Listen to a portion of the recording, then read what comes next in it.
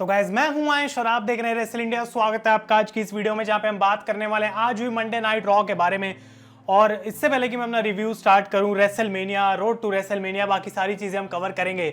एक कोट मैं आपके लिए बोलना चाहता हूं, और this is a very sad day for wrestling because एक लेजेंड, एक ऐसा बंदा जिसने बहुत सारे लोगों को इंस्पायर करा है, ही इज नो मोर। और मैं बात कर रहा हूं रेजर रमोन की, स्कॉट हॉल की।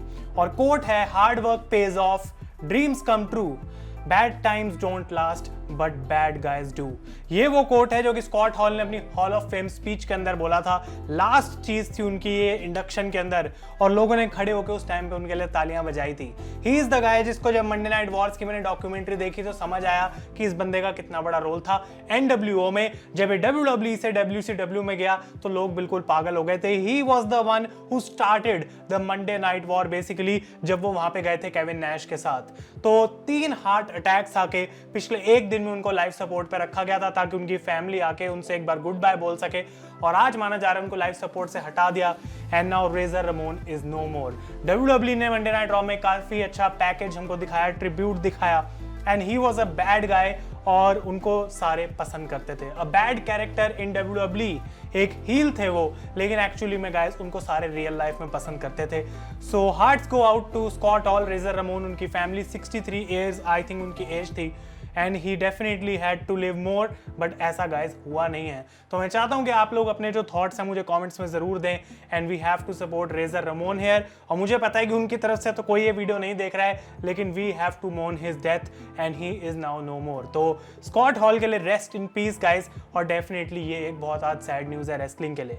अब एक और बात जो मैं रॉ के रिव्यू को स्टार्ट करने से पहले आपको बताना चाहता हूँ, ये कि कल जो है मेरा व्लॉग आ गया था सेकंड वाला वैंकूवर का, उसका लिंक मैंने डिस्क्रिप्शन में नीचे दे दिया है। कल वीडियो नहीं आई थी तो इसलिए मैं आपको बता नहीं पाया, आप उसको जाके जरूर चेकआउट करें। 18 मिनट की वीडियो है लेकिन आपको पसंद आएगी, इतना मैं जरूर कह सकता हूं। मंडे नाइट रॉ पे अब हम आते हैं। रोड टू रेसलमेनिया, एक और हफ्ता कम हो गया रॉ का, और हाइप थी जैक्सनविल से मंडे नाइट रॉ है कि कोडी शायद आज आने वाले हैं, और बहुत सारे रूमर्स आज ये भी कह रहे हैं कि कोडी ने भाई री साइन कर लिया है और WWE में अब वो आने वाले हैं। और पूरे मंडे नाइट रॉ में जो मेन इवेंट फ्रेज करा गया था कुछ ऐसे ही था कि हाँ भाई शायद कोडी वहां पे हमें देखने को मिलेंगे, लेकिन ऐसा हुआ नहीं है। तो काफी सारे लोग डिसअपॉइंटेड होंगे। और हम बात करते हैं स्टार्टिंग से, तो केविन ओवेंस आ जाते हैं, शो को स्टार्ट करते हैं, और वो बात करते हैं कैसे स्टोन कोल्ड ने उनका चैलेंज एक्सेप्ट कर लिया है। लेकिन वो कहते हैं कि ऑस्टिन ने बोला है कि he will open a can of वुप S on me at mania. जो इकलौता कैन रेसलमेनिया में खुलेगा वो होगा कैनेडियन बियर का, जब मैं ऑस्टिन को पेलूंगा अपने शो में। और वो कहते हैं मैं बियर पीता भी नहीं हूं, लेकिन एक एक्सेप्शन मैं करने वाला हूं। और लोग उस समय ये नहीं कहेंगे ओ हेल या, वो कहेंगे ओ हेल नो। और यहाँ पे केविन ओवेंस एक कैमरामैन को स्टनर लगा के वहां से चले जाते हैं। तो डेफिनेटली एक हील रोल वो प्ले कर रहे हैं। टेक्सास के बारे में अभी भी बहुत कुछ उल्टा सीधा बोल रहे हैं, और वो जो स्टनर केविन ओवेंस को पड़ने वाला है रेसलमेनिया के लिए, उसके लिए परफेक्टली बिल्ड करा जा रहा है। ये प्रोमो गाइस उनकी तरफ से हमें देखने को मिला। इसके बाद डेमियन प्रीस्ट का मैच होता है फिन बैलर के साथ, जो कि एक नॉन टाइटल मैच था, लेकिन कमेंट्री पे यहाँ पे बैठे हुए थे ऑस्टिन थ्योरी। तो उनकी डिस्ट्रैक्शन की वजह से फिन बैलर यहाँ पे इस मैच को हार गए हैं, और चैंपियनशिप जीतने के जस्ट एक हफ्ते 1.5 हफ्ते बाद ही फिन बैलर जो है यहाँ पे पिन ऑलरेडी हो चुके हैं डेमियन प्रीस्ट की तरफ से। आई डोंट नो यहाँ पे ऑस्टिन थ्योरी को बाहर आने की क्या जरूरत थी। फिन बैलर उनको ड्रॉप किक मारते हैं रिंग साइड पे, पर वो डिस्ट्रैक्शन इनफ थी for Damian Priest to win the match. अब डेमियन प्रीस्ट को बैलर को पिन करने की क्या जरूरत थी जब ऑलरेडी उनका जो मैच है वो सेट था in stone for WrestleMania. I will never understand, लेकिन ये गाइस आज WWE ने हमको दिखाया। इसके बाद बैक स्टेज केविन ओवेंस जाके कन्फ्रंट करते हैं सेथ रॉलिंस को। इससे पहले भी रॉलिंस की इंटरव्यू लेने की कोशिश करी गई थी, पर वो कुछ बोलते नहीं है। तो केविन ओवेंस रॉलिंस को जाके कहते हैं कि भाई तुम एक विजनरी हो, तुम्हारे पास तो कोई ना कोई आइडिया होगा ही कैसे तुम्हें अपनी रोड बनानी है रेसलमेनिया के लिए। और ऐसा लगता है कि रॉलिंस के दिमाग में कोई आइडिया आया, वो खुश होकर वहां से चले जाते हैं, और ओवेंस को ऐसा लगता है कि उन्होंने भाई काफी हेल्प कर दी यहाँ पे सेथ रॉलिंस की। तो रॉलिंस आते हैं रिंग के अंदर और कहते हैं मेरे पास एक बहुत बड़ा प्लान है, और फाइनली मुझे पता है मैं क्या कर सकता हूँ रेसलमेनिया के लिए, लेकिन मैं अपने बेस्ट फ्रेंड केविन ओवेंस के साथ ये मोमेंट शेयर करना चाहता हूँ। तो वो केविन ओवेंस को कहते हैं कि भाई क्यों ना मैं भी ऐसी अपना एक टॉक शो रखूं, और वो कहते हैं अगर ओवेंस मैं तुम्हें एक मैच के लिए चैलेंज करूं और मैं तुम्हें हरा दूं तो मैं तुमको रिप्लेस करूं, और फिर मुझे मौका मिले to actually host Stone Cold Steve Austin at WrestleMania. Freaking speaking with freaking Seth Rollins मेरे शो का नाम होगा। तो यहाँ पे केविन ओवेंस बहुत गुस्से में आ रहे थे, कहते हैं मेरा आइडिया तुम ऐसा कैसे कर सकते हो, ऑलरेडी स्टोन कोल्ड ने मेरा चैलेंज एक्सेप्ट कर लिया है। लेकिन सोनिया डेविल बाहर आती हैं, इस मैच को ऑफिशियल करती हैं और ये बताया जाता है कि अगर आज सेथ रॉलिंस केविन ओवेंस को हरा सकते हैं तो वो उनको रेसलमेनिया में रिप्लेस कर लेंगे।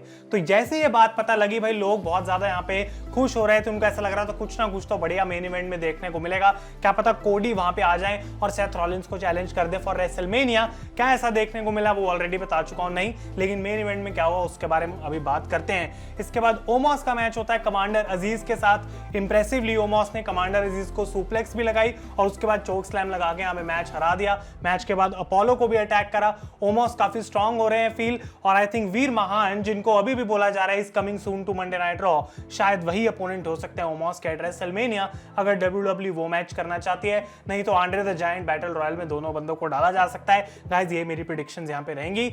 इसके बाद लिव मॉर्गन का मैच होता है क्वीन जेलिना के साथ, और ऐसा लग रहा है कि रिंग साइड पे कार्मेला बहुत डर गई थी रिया रिप्ली से, और वो कोरी ग्रेस की गोदी में जाके बैठ जाती हैं और हेल्प नहीं करती अपनी पार्टनर की।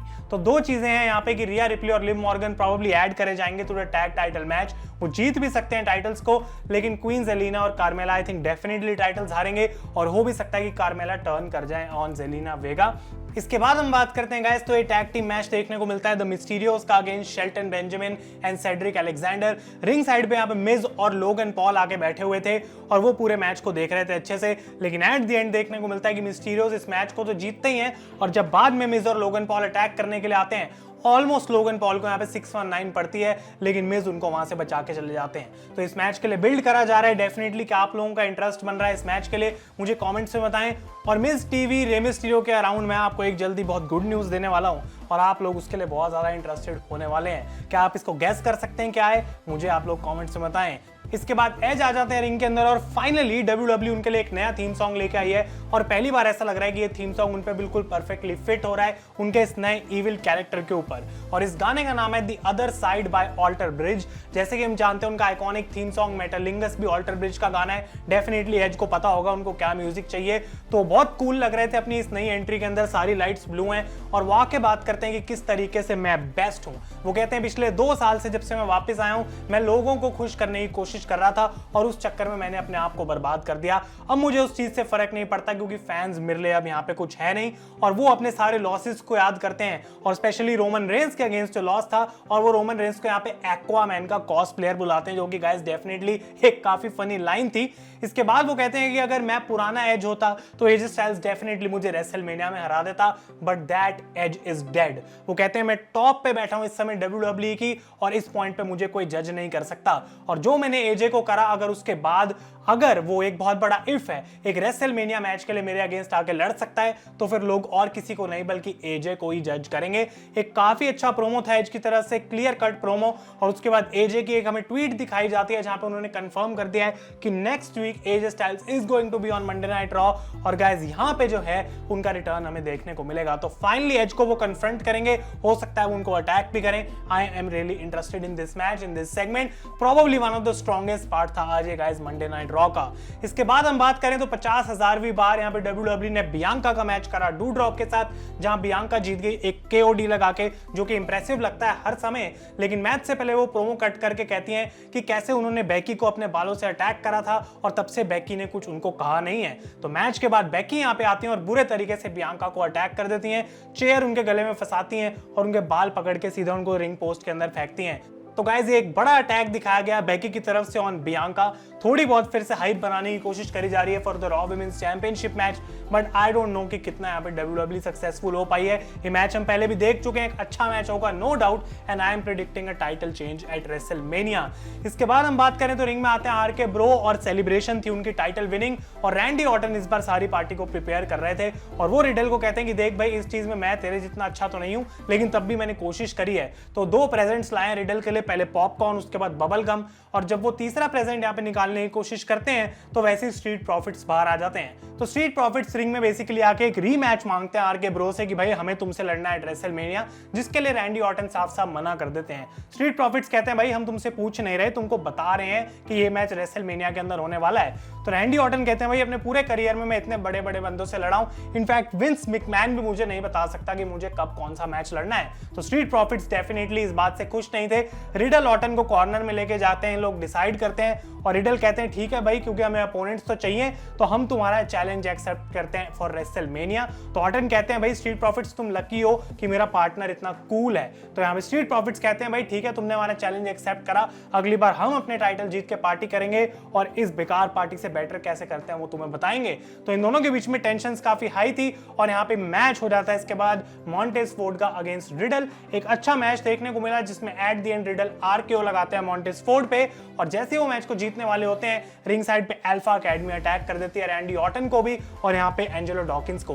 तो मैच का कोई रिजल्ट बेसिकली निकला नहीं, रिडल जीत गए यहाँ पे डिस्क्वालिफिकेशन से क्योंकि ओटिस उनको रिंग साइड पे मारते हैं। और आई थिंक गाइस क्लियरली ये दिख रहा है कि यही triple threat match same WrestleMania में भी होगा, जो मैंने आपको 2 हफ्ते पहले बात बताई थी, वही WWE के क्लियर प्लान्स यहाँ पे लग रहे हैं। और फाइनली शो के मेन इवेंट में हमें देखने को मिलता है Seth Rollins versus Kevin Owens का मैच, जो कि अनडाउटेडली एक बहुत ज्यादा अच्छा मैच था। इन लोगों ने अपना 100% दिया, एक टीवी के हिसाब से बहुत अच्छा इनके बीच में मैच था। लेकिन एट द एंड गाइस देखने को मिलता है कि क्लीन यहाँ पे केविन ओवेंस हरा देते हैं सेथ रॉलिंस को। इसका मतलब ये है कि केविन ओवेंस का तो शो होगा बॉस्टन के साथ एट रेसलमेनिया, पर सेथ रॉलिंस का क्या? WWE अभी भी उस चीज को आगे खींच रही है और रॉलिंस के पास कुछ भी नहीं है यहाँ पे रेसलमेनिया के लिए। अगले हफ्ते रॉ होने वाली है शिकागो के अंदर, एक बार फिर से लोग हाइप बनाएंगे कोडी रोड्स की, लेकिन I don't think guys Cody Rhodes कहीं आसपास भी हैं। जब तक रूमर्स क्लियरली नहीं बताते कि ये मैच ऑफिशियल होने वाला है, आई डोंट नो कि WWE का क्या प्लान है फॉर सेथ रॉलिंस। अगर आप मेरे सारी पॉसिबिलिटीज जानना चाहते हैं, उस पर मैंने एक वीडियो बनाई थी कुछ दिन पहले, उसको आप जाके चेकआउट कर सकते हैं, मैं आपको लिंक दे दूंगा इन द डिस्क्रिप्शन। पर ये था आपका मंडे नाइट रॉ का रिव्यू गाइस। अगर वीडियो पसंद आए इसे लाइक करें और व्लॉग को बिल्कुल भी चेकआउट करना ना भूलें। तब तक के लिए thank you so much for watching. एक बार फिर से मैं बोलना चाहूंगा, rest in peace Scott Hall, Razor Ramon, he should live in heaven, जो कि वो डिजर्व भी करते हैं गाइस। तब तक के लिए thank you so much for watching. मैं हूं आयुष और आप देख रहे हैं रेसल इंडिया।